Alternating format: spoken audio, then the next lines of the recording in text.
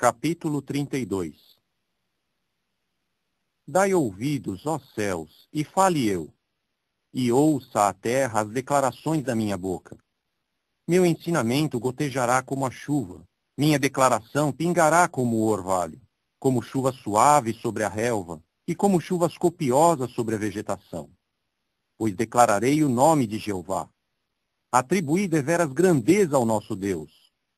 A rocha, perfeita é a sua atuação, pois todos os seus caminhos são justiça.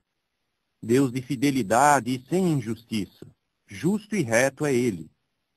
Agiram ruinosamente da sua parte. Não são seus filhos, o defeito é deles, geração pervertida e deturpada. É a Jeová que persistis em fazer assim, ó povo estúpido e nada sábio? Não é ele teu pai que te produziu, aquele que te fez e passou a dar-te estabilidade? Lembra-te dos dias da antiguidade. Considerai os anos atrás, de geração a geração. Pergunta a teu pai, e ele te poderá contar. A teus homens idosos, e eles te poderão dizer.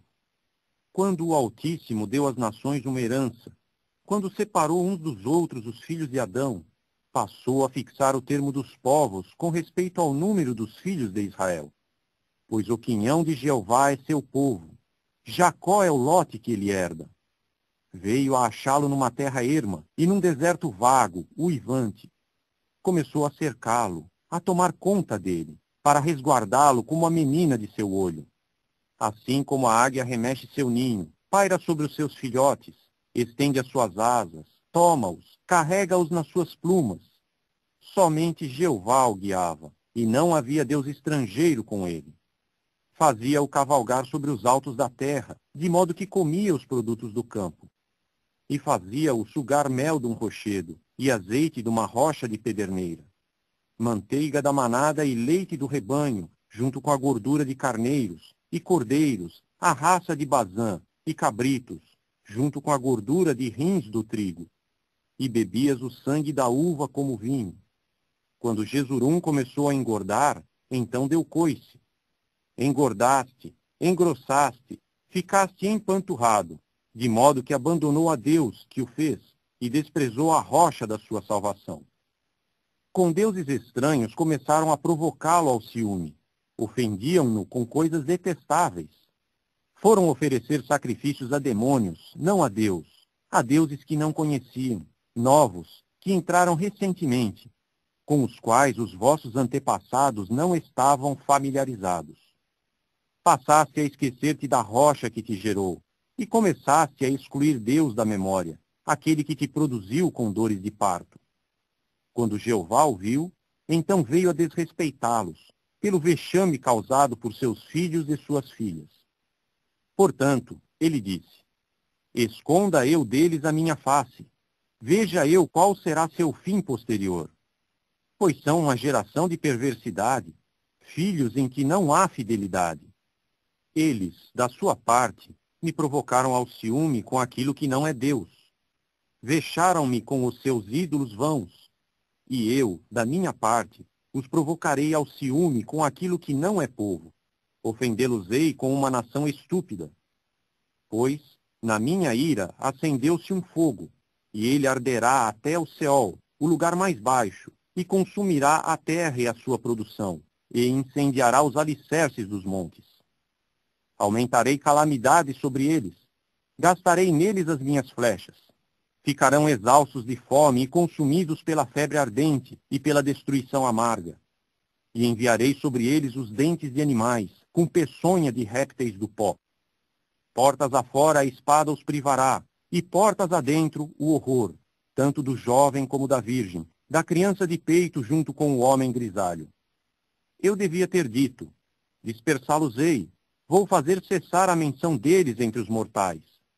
Se não fosse que eu temesse um vexame da parte do inimigo, que seus adversários o entendessem mal, que dissessem, nossa mão se mostrou superior, e não foi Jeová quem realizou tudo isso.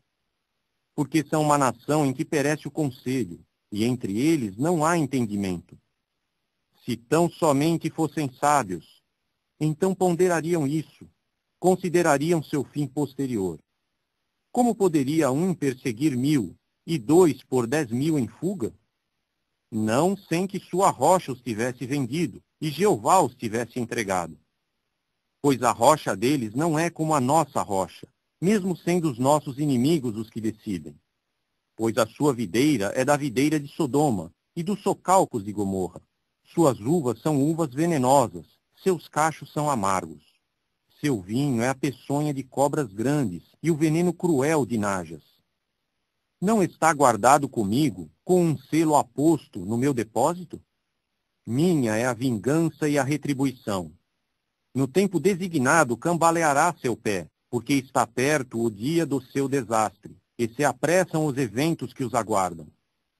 Pois Jeová julgará seu povo, e terá lástima dos seus servos, porque verá que desapareceu o apoio, e há apenas o incapacitado e o rejeitado.